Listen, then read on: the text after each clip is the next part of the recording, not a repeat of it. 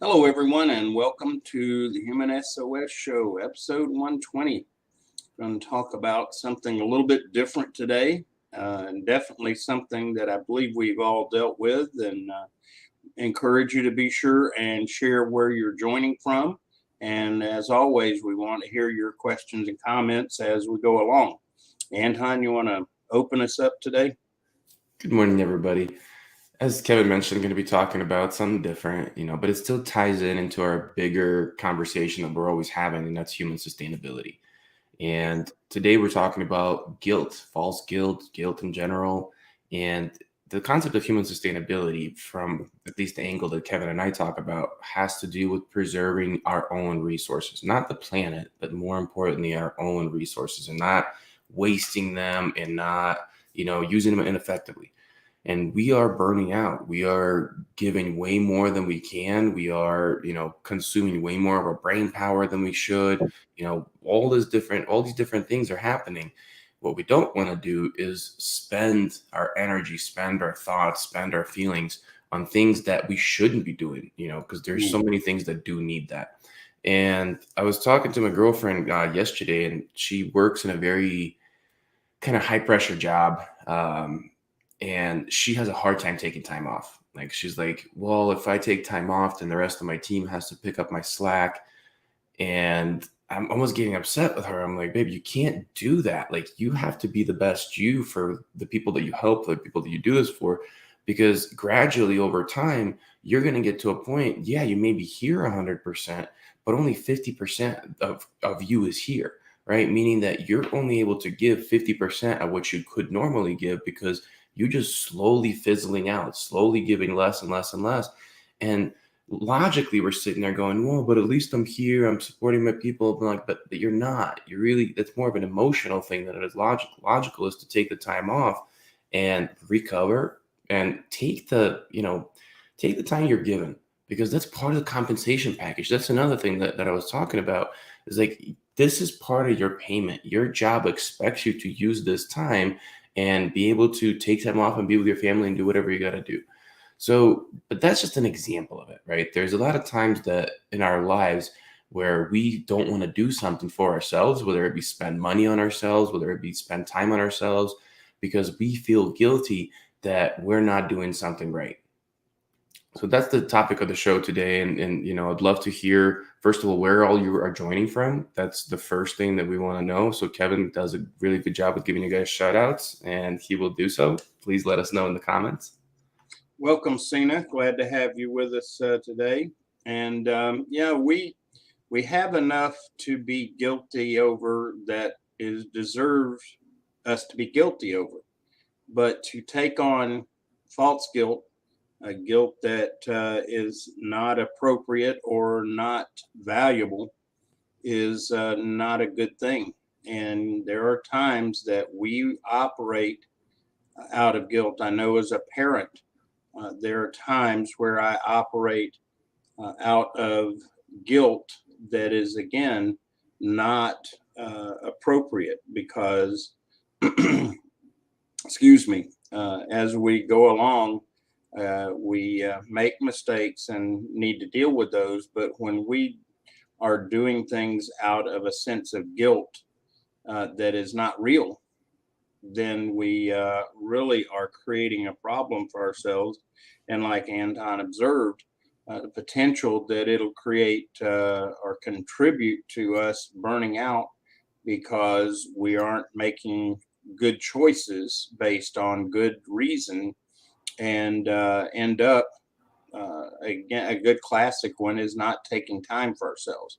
Uh, Anton mentioned vacation, but even just throughout the day, taking time for ourselves to rejuvenate and renew.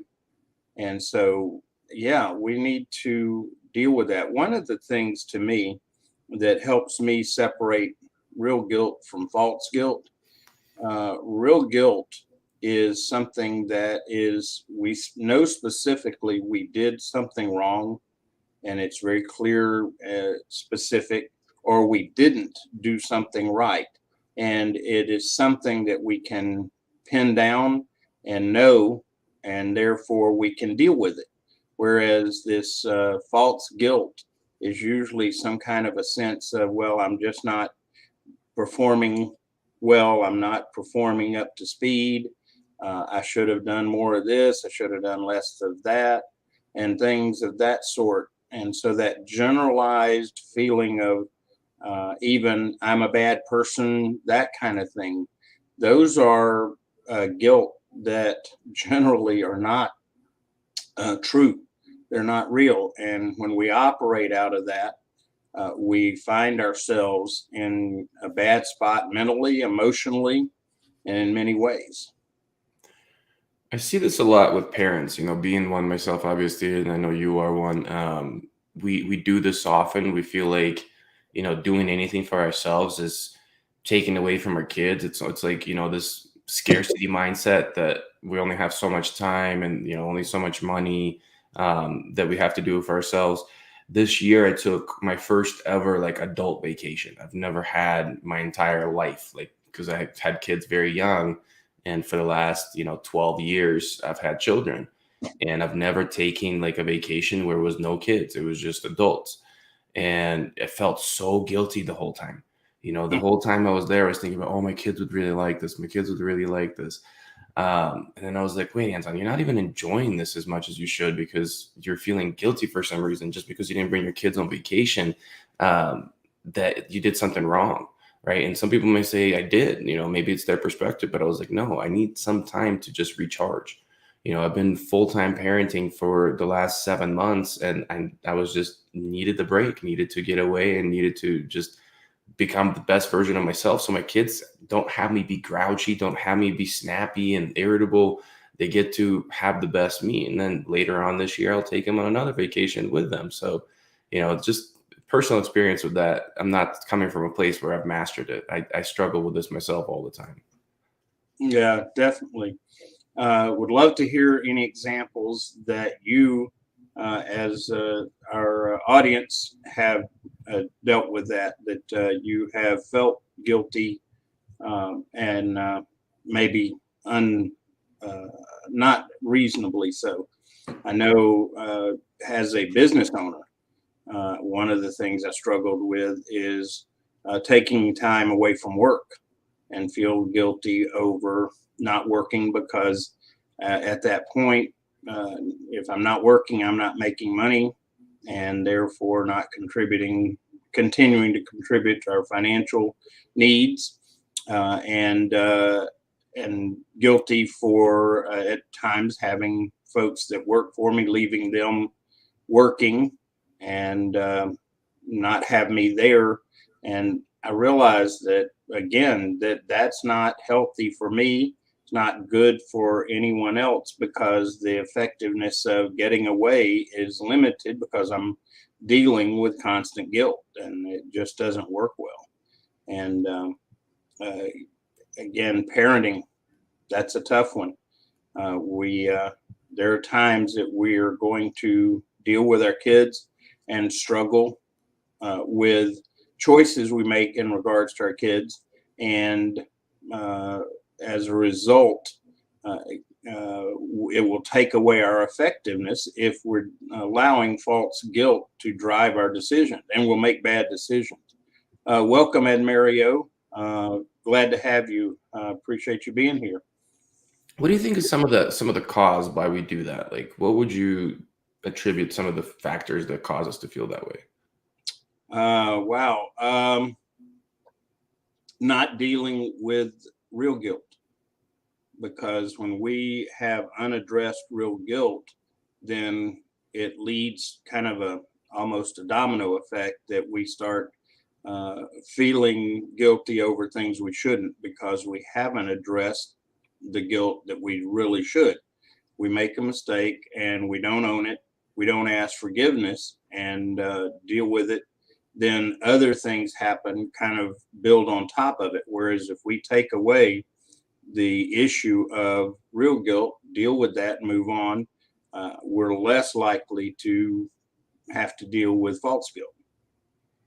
I think that's a really good point, and I think in general that's one of the things. But ultimately, like, I'm thinking about even broader mental health. Like, when people are not dealing with their mental health, whether it be guilt, whether it be some other underlying issues. We tend to get into the spot where it's a really tough situation to pull out.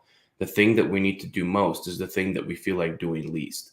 And I see that with, depression, for example, right? Like people that are depressed, they struggle with doing stuff for themselves to nurture themselves when they need to, right? The only thing that may be feeling good momentarily is doing something for somebody else, right? Like that's the only pleasure they can find, and it just pulls people deeper and deeper into that, dark place that depression is. So I think that's a really good point of like not dealing with something that we have inside of ourselves is pushing us to do, to do more of the thing that we shouldn't be doing.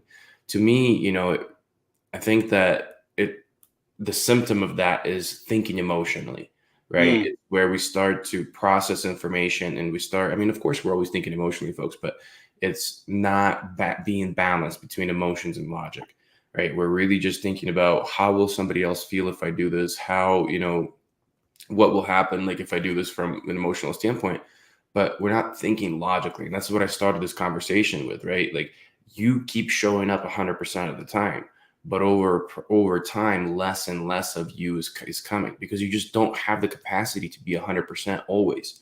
Like eventually you need to take a break and recharge. We've talked about this many times on the show. You can't pour from an empty cup. So it doesn't matter whether it be your kids, whether it be your job, whatever it may be, you need to come back and recover. But when we start thinking about it logically, we realize that the time that we take, whether it be short-term time daily to exercise, to take a walk, to meditate, to, disconnect, whatever the way people do it, is paid, is an investment. It's not a cost. It ends up being given back to us because we become more efficient, more effective in all the other hours that we have throughout the day. And that way we take that time back. So it's not like you lost an hour in your day that you can't get back. So I think that to me, that's kind of some of the causes of like just overthinking things emotionally. Yes, and another one is when we have an underlying self-image problem, Mhm. because when we really don't have the proper understanding of who we are and our value, then it's real easy to take on false guilt and beat ourselves up with it because we feel like even if it's not true, we deserve it anyway. And so if we have an underlying problem with not uh, feeling our worth and our value as a person, then we're going to much more likely uh, find reasons to convince ourselves of how bad or how undeserving we are, which comes in the form of false guilt at times. That's such a good point, Kev. Like that value being incorrectly shown to ourselves or perceived by ourselves.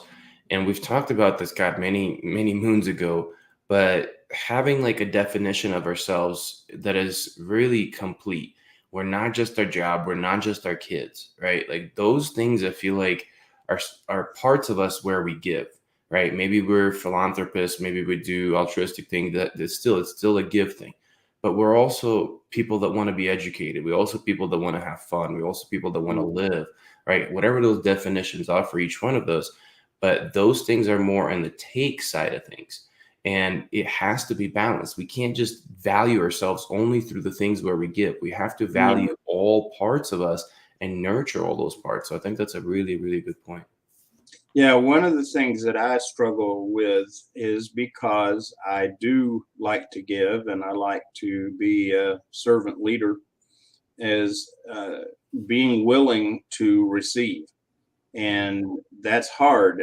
People that value giving and serving a great deal have a hard time being given to or being helped or supported.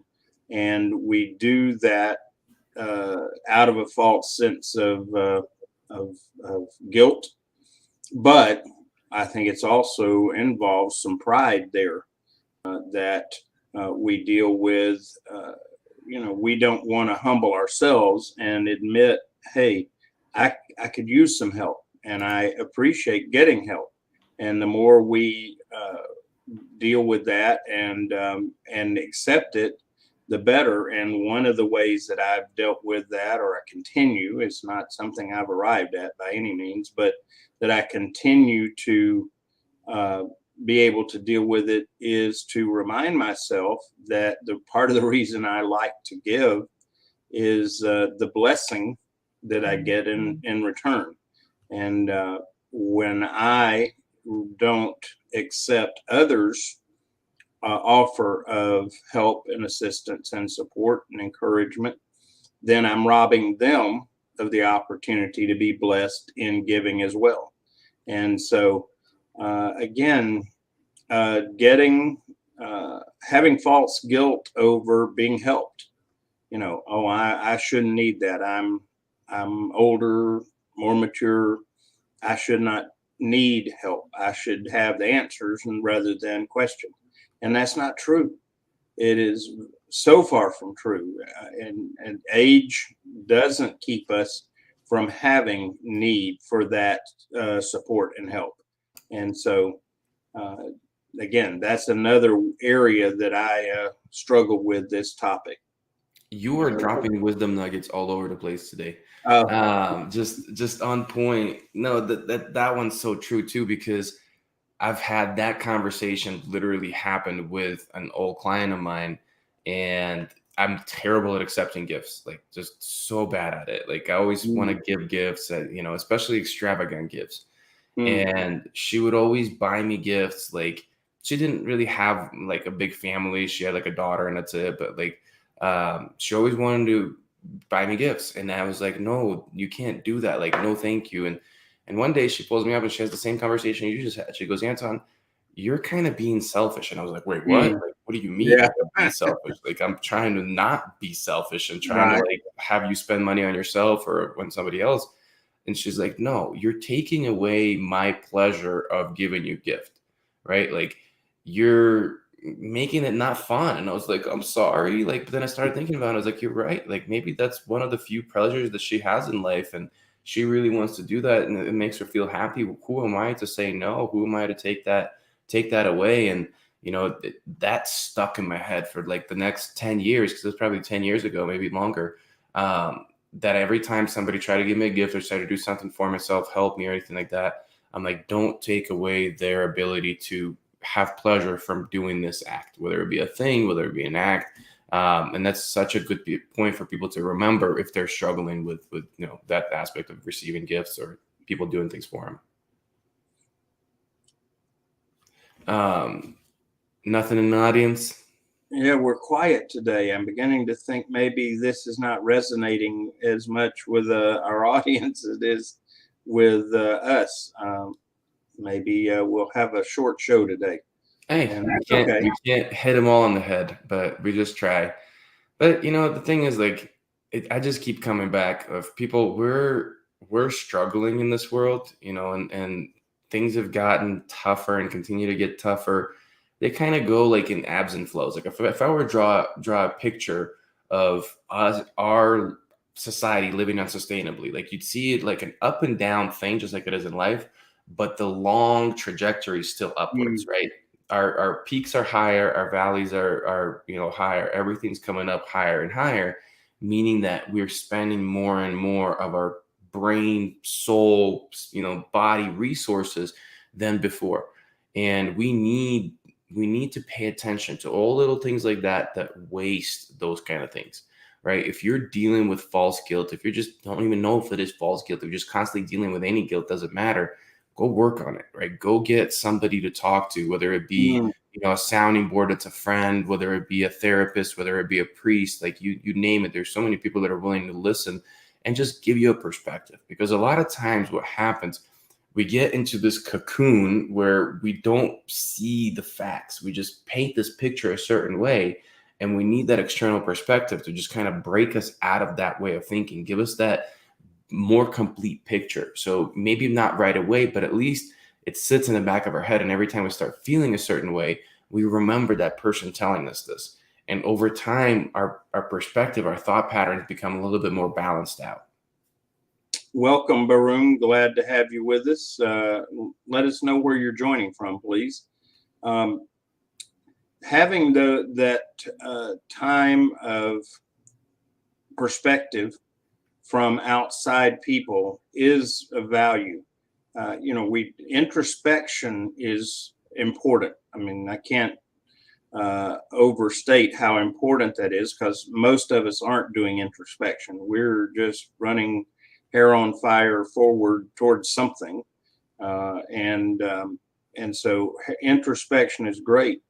But introspection without someone from the outside, someone that maybe is further down the road than we are in an area, to give us that perspective on it, becomes unhealthy. That's why it's so valuable as we go forward to have people in our lives that we can talk about these things and get that perspective. We need it for the fears that we deal with. Get quite often, we have fears that are really affecting us, and once we have a good friend, a good confidant or mentor that we can voice those fears with, even just voicing them quite often kind of demystifies them.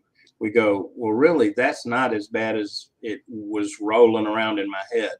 And so voicing that out, and these guilts, the feeling of guiltiness, that as we can voice those, and if someone is a good friend, a mentor, they're going to say, well, yeah, you should be guilty over that. That was pretty dumb. Or they're going to tell us, that's crazy. You did nothing wrong here. You need to recognize that as false guilt and address accordingly, respond accordingly. So the value of letting, I guess maybe a way to put it is letting others in on our introspection. So continue with the introspection, just let others in on it for perspective's sakes. And we all have blind spots. We all need someone to help us see those blind spots and bring additional information to those blind spots.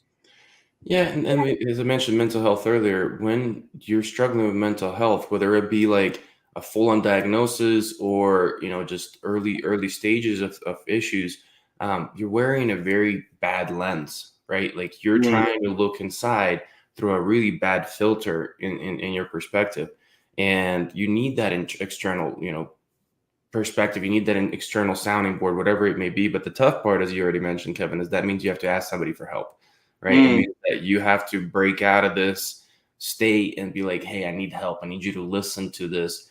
And oftentimes when we do that, at least I've dealt with this. I'm like, well, I'm passing my, excuse my French, but my crap onto you. Like Yeah. that's how I feel. And I'm like, I don't want to down your day, and I don't want to, make it bad because you're having to listen to my problems. But once again, as we said, give people a chance to be there for you. They want to, and if not, they will say so. They will say, like, you know what, like I'm not in a good place myself today, but most of them will be happy to step in and say, I may not give you advice, but I'm here to listen. I'm here, as you even said, for you to talk through it, because when you send it in the universe versus keeping it inside your head, it may sound different. That's maybe all you need. So that's a tough one, and we realize that, and that's why we're having this conversation, because dealing with false guilt is not easy. It just makes it worse and worse and worse, because you start looking for angles and you just close yourself into a tighter and tighter space, and that's the opposite of what you need to do. Well, interesting you should mention that. A good friend of mine and I were talking yesterday, and I found out that he had a need in his life and was struggling. But because of my circumstances, I was actually spending time with my mom. He failed to inform me of something that was going on with him that was pretty serious, because he did not want to intrude on my time. And after hearing it, I said, man, don't do that again. You don't need to filter that kind of thing. As a good friend, you need to let me know, because I'll deal with it if it's something that I can't address immediately. if nothing else, I can be praying for you, but I can't if I don't know. And his motivation was because he did not want to trouble me. And I said, wow, trouble me. That's something I would want to know, something I would want to understand, and really, and being on the side of someone that didn't have that shared, I got to tell you, folks, that's a discouragement. And in some ways, it could even be a little bit hurtful. Like, did you not trust me to share that with me at that moment? Now, ultimately, he shared it and all that. But again, don't rob others of the blessing of being able to do something to help and be there as much as they can. In that particular case, I was physically out of town, so I could not go to see my friend. But again, as a believer, I believe in prayer, and I will be praying, and I believe there is effectiveness and value in it. So again, gives me a sense of support to them, even if I can't physically go there with them, to support them in prayer. Let's see. Ed Mario has a comment. True motivation comes from achievement, personal development, job satisfaction, and recognition. Yeah, when we look at our motivations and consider them, let's base it on what is real, not what might be or should be, could be. Base it on what's real and use that as a foundation to develop decisions or make decisions. What are your thoughts on that one?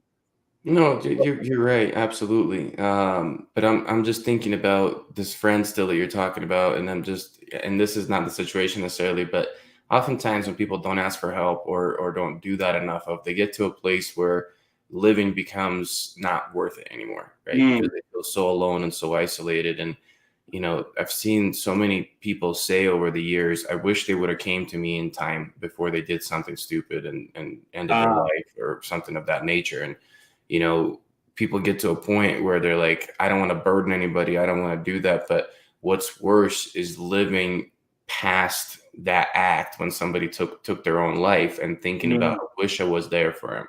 Because every single person who's ever been around somebody that, not around physically, but had somebody in their life that took their own life, it's the first place they go is they take on that guilt and they go, I wish I could have been there for him. I wish I would have known. I wish I would have seen the signs.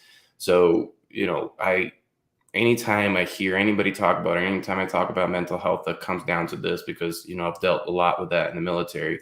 I'm like, please be that burden that you think that you are. It's not a burden, but please do it early before it becomes a true burden that can't be corrected. Yeah. Because no matter what happens now, while you're still here, while you're still with us, we can work through whatever it may be. But when somebody makes the decision to take themselves out of this world with their own choice, there's nothing that can be done with that. And forever, those people left behind are truly living with that burden. Oh, yeah. I had an acquaintance that did commit suicide a number of years ago. And for days, even weeks after that, I spent a lot of emotional energy and time going, what if? What if I had done this? What if I had paid attention to that? What if, what if, what if? And it really was a challenge. It was painful because I'm going, wow, if I had only known this if I had picked up on that. And the reality was, in that situation, the it wasn't practical. It wasn't real to think that I could have been attuned and picked up on it enough to have intervened. But it didn't change the fact that I struggled with that. I mean, really, really struggled with that for a good while. And it took time for me to finally work through it and move beyond it. It still sometimes will pop up and I'll think about it and kind of go, wow, I should have been more attuned back to some false guilt because, again, not realistic that I could have picked up on it because of a lot of reasons. But yeah, when we make those choices, we leave a lot of garbage behind in the lives of people that care about us. So by all means, reach out if you're struggling, if you are dealing with this false guilt. I mean, part of what people use as a rationale to take their life is involving a lot of false guilt. And as you face it, talk with someone, get them to give you perspective, to offer whether or not it's real. And when we can walk through that, it gives us a better perspective on life and helps us to be in a place to make better choices. And sometimes when we're in that state, the best choice we make is not to make any major decisions, not to make any major choices in one direction or another during that time, because we're just not in a healthy place to do it. And again, a lot of this can center around this false guilt that is out there and that needs to be addressed. If you're out there and you're struggling in this way, please, I'm imploring you to please reach out. I know if you reach out to Anton and I, even if we don't know you immediately, we are here. We will listen and want to walk through that rather than you making choices that ultimately don't solve the problem and causes a great deal of pain for others. So please reach out if you're dealing with this kind of issue and you're struggling through with it. Absolutely. We'll wrap this one early, but just summing it up, folks, just understand that we're all going through this. Like, there's nobody in the world that's never dealing with this. There's nobody in the world that at some time or another has created false guilt in their life and dealt with it themselves. But we talked about seeking help, right? Looking for external perspective. We talked about trying to define our value in a more complete way. We talked about trying to reason through this versus emotionally feel something through it, to actually try to logically break down some of the facts of the situation. All of those are going to be good tips for you to deal with false guilt and get rid of it, and hopefully at least minimize how long you feel it, right? The point is, you may feel it, but if we can help you, or you can help yourself, obviously, to pull out of that faster, that's the goal. It's not about never feeling it. It's about not dwelling on it. It's same thing that we talk about with stress. We're not trying to be stress-free. We want to manage it well in our lives. And this is another one aspect that we have. And by the way, this will indeed cause stress. So thanks for those of you who joined us today, and appreciate you being here. We pray that you have a great rest of your week, and that you, if you're struggling with this, reach out. There are a lot of people that are willing to be there and be a part of finding some solutions and perspectives. So thanks, everyone. Have an amazing week. We look forward to seeing you back next Tuesday. We'll get our topic out, and hopefully it will resonate a little more than this one. I know this one, it might be a little heavy. Maybe that was it. It's we need to find one that we can laugh about a little bit. So we'll do a lighter one for sure. But yeah, we take them all on because they're all relevant. Some are good, some are tough, but that's the reality of what we're trying to accomplish. Thanks, everyone. Take care. Bye now.